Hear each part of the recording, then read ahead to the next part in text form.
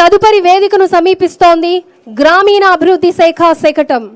ఆంధ్రప్రదేశ్ పల్లెలు ప్రగతి పదంలో పయనిస్తున్నాయి. సాధించిన లక్ష్యాలు, అందుకున్న అవార్డుల గ్రామీణాభివృద్ధి శాఖ మన ముందుకు రాబోతోంది. మహాత్మా గాంధీ కలలు గన్న గ్రామ స్వరాజ్యం కోసం ఆంధ్రప్రదేశ్ ప్రభుత్వం కృషి చేస్తోంది.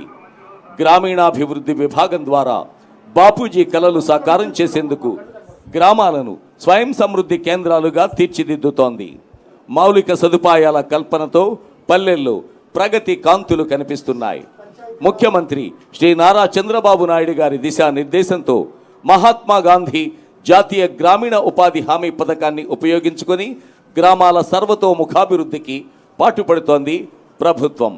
పల్లెలన్నింటికి రహదారులు, రోడ్లు వేయిస్తోంది. 2078 పంచాయతీ భవనాలు, 5664 అంగన్వాడీ కేంద్రాలు, 375 మండల స్త్రీ శక్తి భవనాలు నిర్మించడం జరిగింది. పరిసరాలు, పల్లెలు పరిశుభ్రంగా ఉంటేనే ఆదాయం, ఆరోగ్యం, ఆనందం అనే లక్ష్యంతో గ్రామీణాభివృద్ధి శాఖ అనేక కార్యక్రమాల్ని చేపట్టింది. వాననీటి సంరక్షణ కోసం ఇంకుడు గుంతలు నిర్మించి ప్రగతి పథంలో పయనిస్తోంది గ్రామీణాభివృద్ధి శాఖ.